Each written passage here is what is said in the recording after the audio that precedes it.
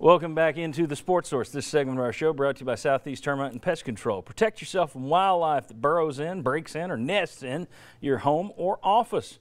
Call Southeast Termite and Pest Control and ask about their catch and removal program for everything from skunks to raccoons to snakes to foxes. You got it. They can get rid of it. Southeast Termite and Pest Control. Want to welcome in the next two VFLs to join us today. We have down there Sterling Hinton and Daniel Hood right beside him. Guys, thanks for being here. They get the really interesting job of coming up with 3 up from yesterday.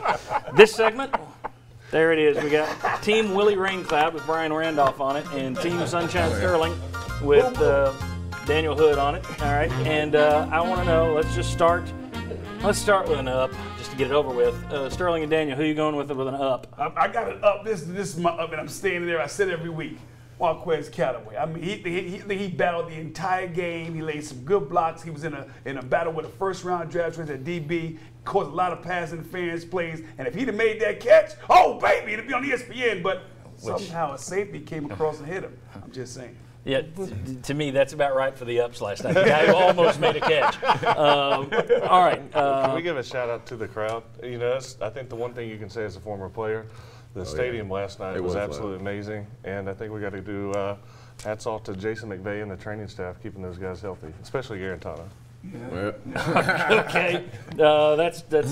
That'd be 3 up. Do we have any other players? I'm going with the Banks, baby. The Banks, the running back from Cordova. I mean, he came in with a spark. He ran with some vibe when he got in the game. It might have been at the end of the game, but when he got in, he showed that effort that we used to see on the Tennessee players. I'm going with Banks, baby. Money in the Banks. Okay. I would go Samaglia with his 2 field goals. He's been solid this year. Yeah. Hadn't missed one yet. Doyle, 45 yards per punt. Although it was fitting that Tommy Townsend, who transferred out of here under Bush, came back and averaged about 2 yards more per punt. But Madre London got a touchdown last night, had a 40-yard run. So there's your up. Down. Try whittling this down to 3. All right, let's go Team Raincloud. What do we got? My first guy is going to be Pope. Pruitt drew up a great play for one of our tight ends. Got him in the open field with no one within 30 yards from him, and he ended up getting hawked down. And he tried to put the ball out there, and he fumbled it in the back of the end zone. He's down for me, not because he's slow, but because if you're going to get hawked, turn around and punch him in the face. Don't try to put the ball out there and fumble it. So He had a bad night. He also had a penalty.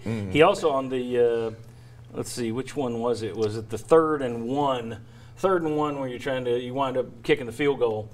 You block it, sort of, as well as Tennessee can, but he kind of watches Derek Reese just go by and make the play. He had, I mean, who knows, may have a great game next week, but he had a bad one. Yeah, he did.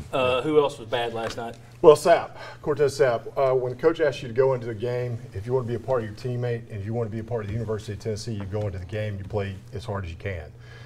Refusing not to go in the game, that's not something, that's as down as you can be as a guy on this team, because you gave up on your teammates, not just yourself. And that's as bad as it can get. And we'll talk more about that a little bit later in the show. The other thing about Cortez Sapp, if you're worried that if you're saying you're too hurt to go in there, then that conversation should have been had before you dressed out. You shouldn't have your jersey. You shouldn't have your shoulder pads on. That's right. Shouldn't have if you're not healthy enough to play, you shouldn't have come out there in pads in your jersey. All right, who you guys got for a 3rd down?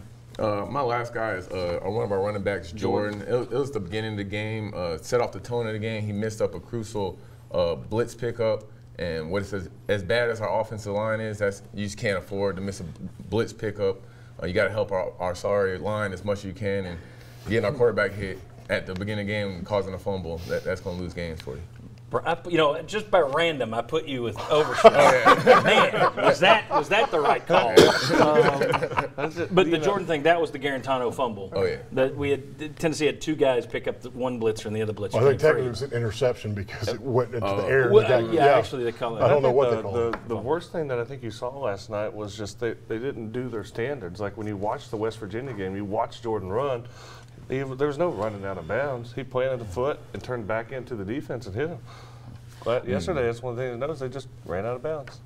Sterling, as a quarterback, you say that freshman running backs Or gotta running go- backs. Well, not all Young, running backs, not a but freshman, the less experienced running backs, you have to anticipate them missing a blitz pickup. It's just part of it. That's what defenses do, looking for a freshman, young, inexperienced guy at running back, mask the blitz, and they're gonna miss it. Does You gotta know Garantano his do a good quarterback. job of picking up the blitz? Well, I think he does.